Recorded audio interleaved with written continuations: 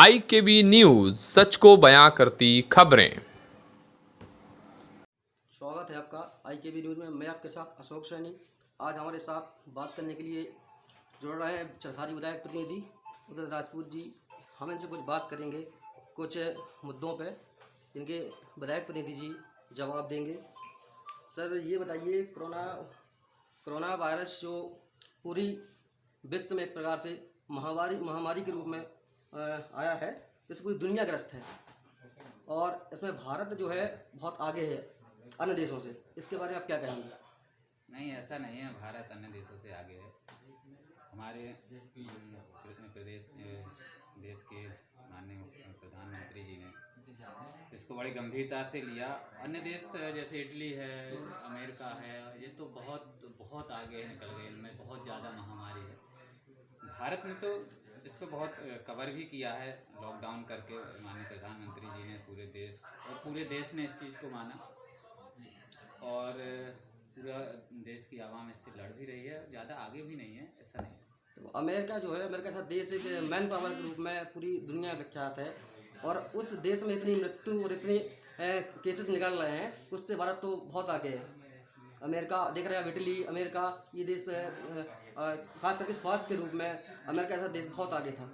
लेकिन आप देख रहे हैं वहाँ लाखों के मरीज, हज़ारों मरीज रोज निकल रहे हैं। तो उसके लिए आप क्या कहेंगे? अब वो तो अमेरिका के बारे में हम क्या कहें, लेकिन देश भारत में ऊपर वाले का ऐसा आशीर्वाद है कि उतना ज़्यादा नहीं है। और मैं भी प्रार्थना करता हूं कि अमेरिका जैसी स्थिति नहीं होगी भारत में, क्योंकि लॉकडाउन के तहत बहुत कुछ कवर कर लिया, नहीं तो अब तक तो बहुत भयावह स्थिति हो जाती। भारत सरकार और ये प्रदेश सरकार जो भी कदम उठा रही है कोरोना के प्रति, वो कहाँ तक कारगर है? समझ नहीं पाया मैं क्या कह रहे हैं। भारत सरकार और प्रदेश सरकार जो भी कदम उठा रही है, चाहे वो लॉकडाउन हो, चाहे वो लॉकडाउन के बीच में कुछ दुकान में देखा होगा कि अभी माननीय स्वास्थ्य मंत्रालय, प्रधानमंत्री स्वास्थ्य मंत्रालय ने अभी कुछ घोषणा की थी, कुछ हमें जो दुकानें खोलने की अनुमति दी जाएगी। तो जो भारत सरकार और प्रदेश सरकार ये जो कर रही है, वो कहाँ तक सही है?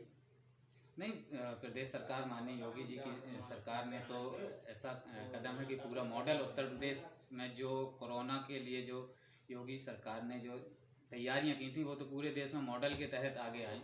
और मुख्यमंत्री जी ने तो 24 घंटे इस पर काम किया, जिसका परिणाम आपको देखने को भी मिल रहा है कि उत्तर प्रदेश जैसा एक इतना बड़ा प्रदेश, जहाँ इतनी ढेर सारी आबादी होने के बावजूद भी संक्रमित लोगों की संख्या कम है और तमाम मेडिकल सुविधाएं उपलब्ध हो रही हैं और सारे के सारे प्रशासनिक अफसर इस पर लगे हुए हैं और कोई दिक्कत भी नहीं है। इस समय जो लॉकडाउन करके लोगों को सुविधाएं भी दी जा रही हैं, मजदूर वर्ग के खातों में पैसे आ रहे हैं, कोई भूखा ना रहे, इसके लिए सब जगह भारतीय जनता पार्टी की तरफ से मोदी रसोई का भी आयोजन किया जा रहा है। सब तक भोजन पहुंच रहा है, राशन पहुंच रहा है, पैसे भी पहुंच रहे हैं।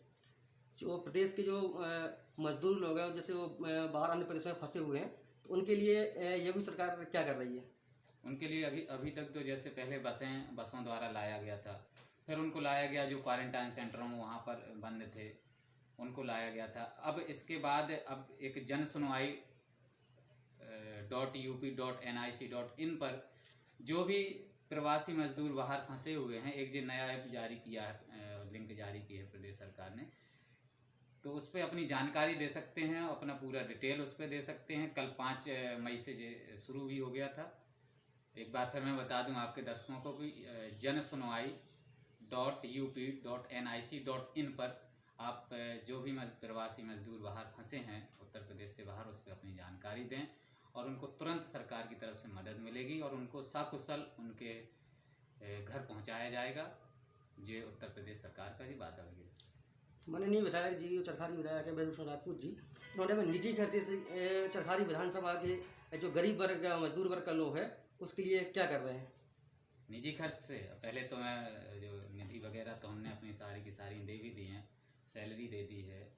इसके अलावा आज अभी निजी खर्चे से हम लोग राशन वगैरह तो जो बांट ही रहे हैं रोज़, लेकिन उसको मैं बताना मेरा था कि मैं मीडिया से हट करके ये सब चीज़ें मदद हैं, ये मीडिया में ना जाएं।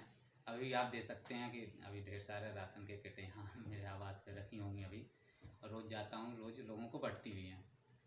और हम लोग अभी अभी मेरी बात हुई है, मास्क भी 20-22 हज़ार का भी ऑर्डर अभी अभी हुआ है, अभी 2 घंटे पहले मेरे द्वारा माननीय विधायक जी के निर्देश से पीपी किटें भी मंगाई जा रही हैं, और सैनिटाइज भी कराने के लिए हमने ऑर्डर दे रखे हैं कंपनियों को।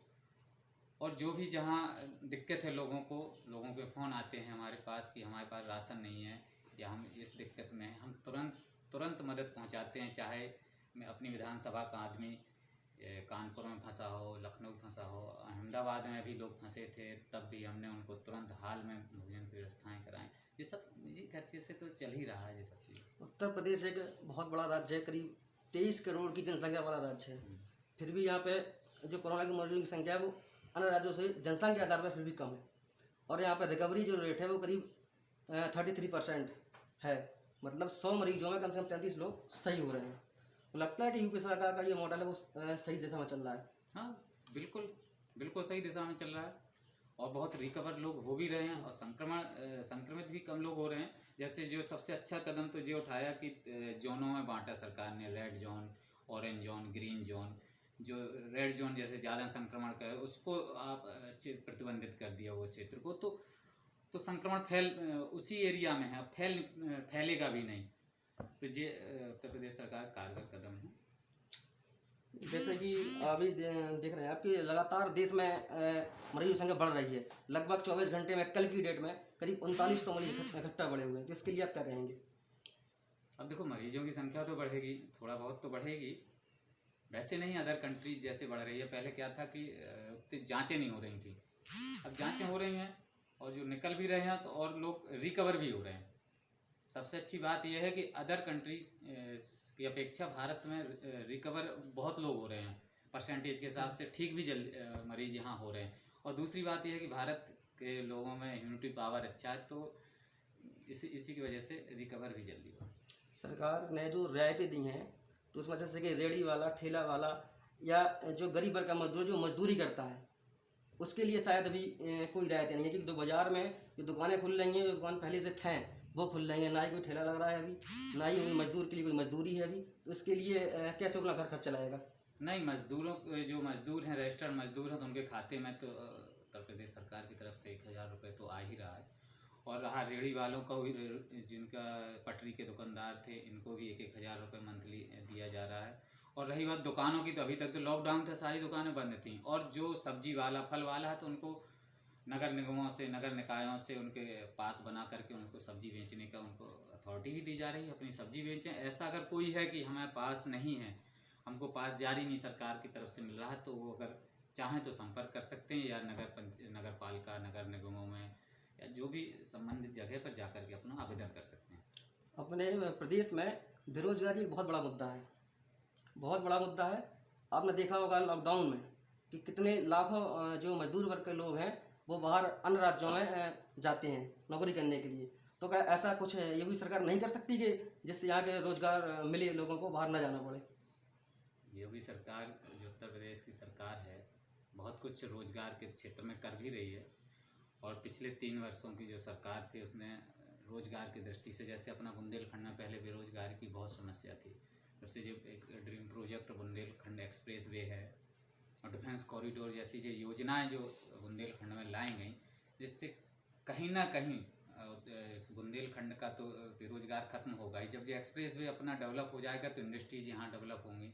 मेन चीज़ क्या थी कि इंडस्ट्री डेवलपमेंट नहीं था यहाँ बुंदेलखंड क्षेत्र में, तो ये एक्सप्रेस वे के बनने से इंडस्ट्री बनेगी, तो लोग बागों को पलायन यहाँ से नहीं करेंगे। अभी भी लोगों को मनरेगा के तहत लोग गाँव में काम भी करते हैं, लेकिन हाँ, बहुत से लोग हैं कि बाहर जाते हैं और बाहर कमाते भी हैं।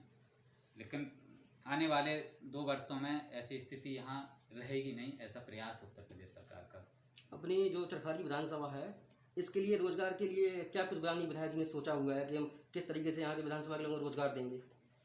रोजगार के लिए तो जैसे अभी हम एक छोटा सा ड्रीम प्रोजेक्ट है, हम अपने यहीं पर चलाते हैं। लोगों को सेल्फ डिफेंस के लिए एक स्वावलंबन केंद्र जो चलता है, यहाँ पर सिलाई भी लोगों को सिखाई जाती है कि सेल्फ अपन है, सिलाई बच्चियाँ सीखें, और सिक्योरिटी गार्ड के लिए, प्राइवेट सेक्टर के लिए, और पुलिस है, ये सब अपने निजी खर्चे से तो अपनी तरफ से ही ये अभी हम कर रहे हैं।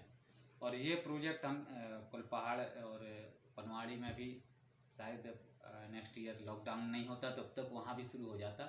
लोगों को जागरूक करना कि लोग अपना स्वयं में रोज़गार अपना स्थापित भी कर सकें, इसके लिए भी हम प्रशिक्षण चला रहे हैं लोगों को।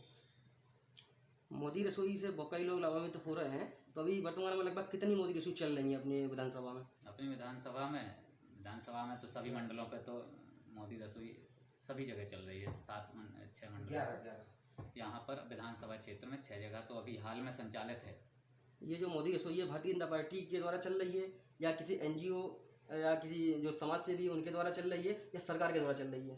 ये सब आप लोगों के सहयोग से चल रही है। नगर के व्यापारी हैं, भारतीय जनता पार्टी का बूथ अध्यक्ष है, छोटे से छोटा कार्यकर्ता है, सबका उसमें सहयोग है। पूरी भारतीय जनता पार्टी के जो मंडल की कमेटी है, बूथ अध्यक्ष से लेकर मंडल अध्यक्ष, और उससे वहाँ पर जो भी व्यापारी हैं, मजदूर है, सब जो जितना सक्षम है अपने हिसाब से लोग उसमें सहयोग कर रहे हैं। कोई ना सरकारी फंडिंग है, ना कोई एनजीओ है, सिर्फ भारतीय जनता पार्टी का प्रत्येक कार्यकर्ता अपने देश के लिए समर्पित है। कोई व्यक्ति भूखा ना रहे, कोई व्यक्ति भूखा ना सोए, हर व्यक्ति की चिंता करना ये भारतीय जनता पार्टी का एजेंडा है।